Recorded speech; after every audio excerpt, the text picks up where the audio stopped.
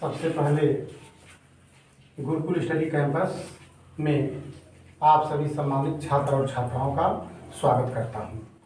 आज विद्युत जो खंड है, विद्युत में विद्युत चालन अध्याय का नाम है। इसमें हम आप लोगों को तार के पदार्थ का विशिष्ट प्रतिरोध या प्रतिरोधकता, जिसको इंग्लिश में स्पेसिफिक रेजिस्टेंस कहते हैं, इसके विषय में जानकारी प्रदान कराएंगे। विशिष्ट प्रतिरोध, विशिष्ट प्रतिरोध क्या होता है इसको आप लोग जानिए। विशिष्ट प्रतिरोध को हम रो अच्छा से डिनोट करते हैं, ये रो है। विशिष्ट प्रतिरोध रो इक्वल टू एक फार्मूला होता है, rho equal to E by J, rho equal to E बटे जे। यानी कहने का मतलब ये है कि किसी चालक तार के भीतर किसी बिंदु पर उत्पन्न वैद्युत क्षेत्र E और धारा घनत्व J के अनुपात को हम तार के पदार्थ का विशिष्ट प्रतिरोध कहते हैं।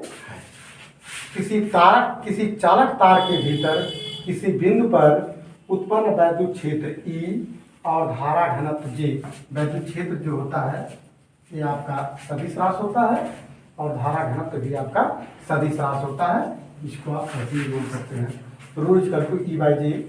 ये सदिश बाई सदिश इक्वल टू क्या होता है, अदिश होता है। तो किसी चालक तार के भीतर किसी बिंदु पर उत्पन्न वैद्युत क्षेत्र E और धारा घनत्व J के अनुपात को तार के पदार्थ का विशिष्ट प्रतिरोध कहते हैं। ये जो है ये विशिष्ट प्रतिरोध की पुरानी परिभाषा है।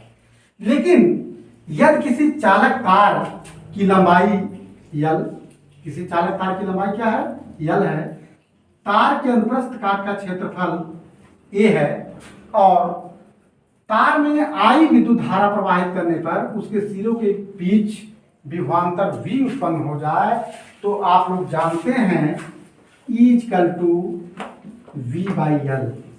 फार्मूला आप लोग जानते हो, वैद्युत क्षेत्र और वैद्युत विभवांतर में संबंध E equal to V by D आप लोग पढ़े हो, तो E इक्वल टू V बटे L, E equal to V बटे L। और आप लोग जान चुके हो धारा घनत्व क्या होता है, I बटे A। धारा घनत्व J इक्वल टू क्या होता है, I बटे A होता है। तो अगर आप इसको डिवाइड कर दीजिए तो रो इक्वल टू E की वैल्यू क्या है, V बाई L और J की वैल्यू क्या है, I बाई A होती है। ठीक है ना। तो this implies that rho equal to V by L into A by I। ठीक, अब आप लोग जानते हैं V बटे I का मान क्या होता है, R होता है, R A बटे L। ये फार्मूला आप लोगों का हो जाता है। विशिष्ट प्रतिरोध का जो फार्मूला होता है rho equal to R A बटे L, जहां रो को विशिष्ट प्रतिरोध कहते हैं, R को प्रतिरोध कहते हैं और A तार के अनुप्रस्थ काट का क्षेत्रफल है और L क्या है, चालक तार की लंबाई है। तो इस आधार पे विशिष्ट प्रतिरोध की परिभाषा क्या होगी, विशिष्ट प्रतिरोध की आप लोग, ये तो पुरानी परिभाषा थी, लेकिन परिभाषा क्या इसकी होगी, यदि L equal to 1 meter, A equal to 1 meter square, तो रो इक्वल टू क्या होगा, देखिए ये जो फार्मूला है rho equal to RA by L, इसमें यदि आप चालक तार की लंबाई को 1 मीटर लीजिए और तार के अनुप्रस्थ काट के क्षेत्रफल को आप 1 मीटर स्क्वायर लीजिए, तो आपका रो इक्वल टू क्या होगा, R होगा। तो रो इक्वल टू R, यानी अब विशिष्ट प्रतिरोध की परिभाषा क्या है, किसी चालक तार के या किसी तार के 1 मीटर लंबे और 1 मीटर स्क्वायर अनुप्रस्थ काट के क्षेत्रफल के तार का जो प्रतिरोध होता है उसे हम क्या कहते हैं, विशिष्ट प्रतिरोध कहते हैं।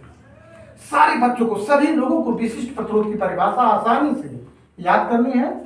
तो आप ऐसे लीजिए कि किसी चालक तार के 1 मीटर लंबे और 1 मीटर स्क्वायर अनुप्रस्थ काट के क्षेत्रफल के तार का जो प्रतिरोध होता है उसे हम क्या कहते हैं, तार के पदार्थ का विशिष्ट प्रतिरोध कहते हैं। अच्छा, अब इसके बाद आप लोग विशिष्ट प्रतिरोध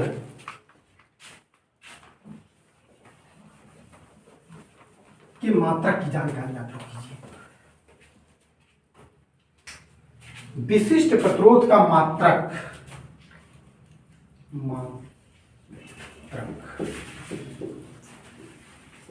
फार्मूला होता है रो इक्वल टू आर ए बटे आर। तो आर क्या प्रतिरोध का मात्रक आप लोग क्या जानते हैं, ओम।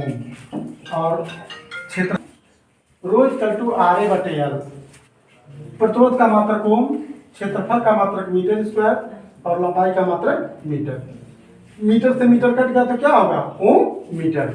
यानी विशिष्ट प्रतिरोध का मात्रक रो का मात्रक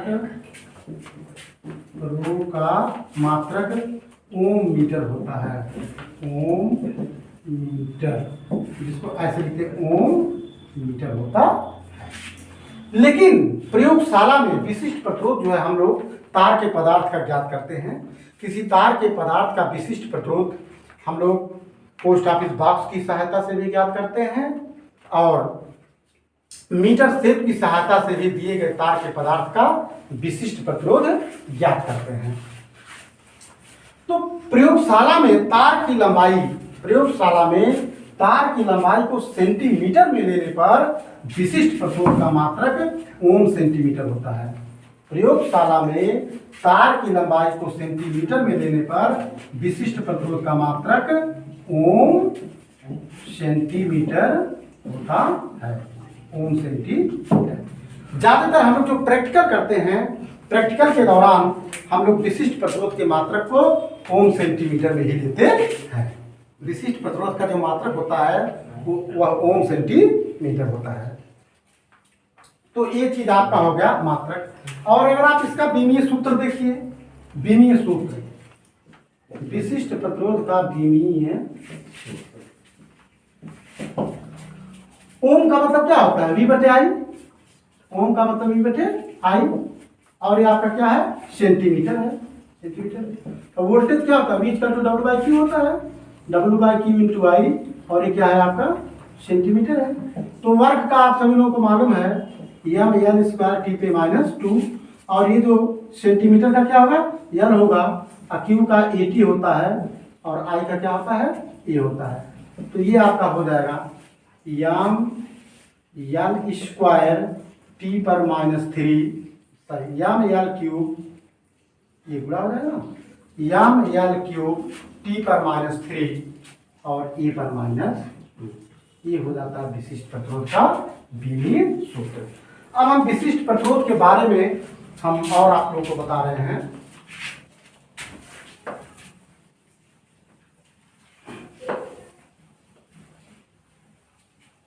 प्रतिरोध आर की निर्भरता, प्रतिरोध आर की निर्भरता rho equal to R A by L, आप लोग जानते हो। तो आर इक्वल टू क्या हो जाएगा, रो एल बाई ए हो जाएगा। किसी निश्चित ताप पर दिए गए तार के पदार्थ का जो विशिष्ट प्रतिरोध होता है वो क्या होता है, नियत होता है।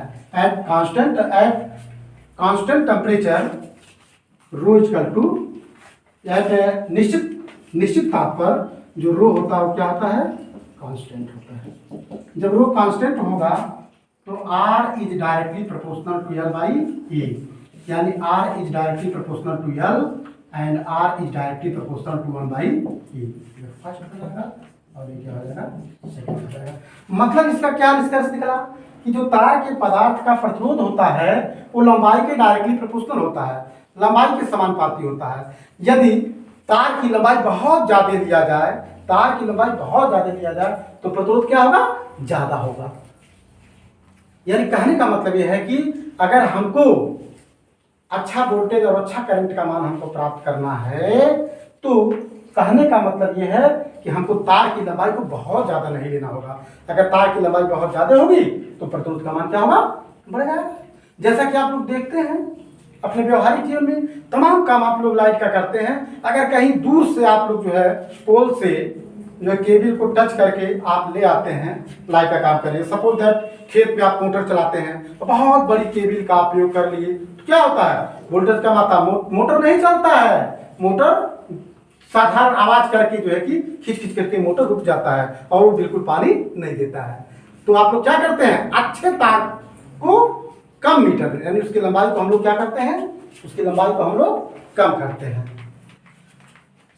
और तार के अनुप्रस्थ काट का क्षेत्रफल जो है कि ये अधिक होना चाहिए। अगर तार के अनुप्रस्थ काट का क्षेत्रफल अधिक होगा तो प्रतिरोध क्या होगा, कम होगा। यानी अच्छा वोल्टेज प्राप्त करने के लिए हमको क्या करना होगा, तार के पदार्थ का जो प्रतिरोध है यानी तार के अनुप्रस्थ काट का क्षेत्रफल यानी मोटा तार लेना होगा, बहुत दुबला पतला तार नहीं लेना होगा। अगर बहुत दुबला पतला तार हम देते हैं तो क्या हो जाएगा, बहुत दुबला पतला, तो उसका प्रतिरोध अधिक हो जाएगा। अगर क्षेत्रफल जो है कम होगा तो प्रतिरोध अधिक होगा, और क्षेत्रफल आपका अधिक होगा तो प्रतिरोध क्या होगा, कम हो जाएगा। ये प्रतिरोधार की निर्भरता होती है। और एक और फार्मूला होता है RT = R0 1 + alpha T। RT जो होता है प्रतिरोध R टेम्परेचर पे किस प्रकार निर्भर करता है। अगर टेम्परेचर को बढ़ा दिया जाए तो प्रतिरोध क्या होता है, बढ़ जाता है। ताप बढ़ाने पर धातु के तार का वैद्युत प्रतिरोध बढ़ जाता है। इस फार्मूले से आप जो है इस यूनिट को लगा लेते हैं। तो आज के इस टॉपिक पे इतना ही, इसके आगे की टॉपिक में पुनः हम आपको बताएंगे।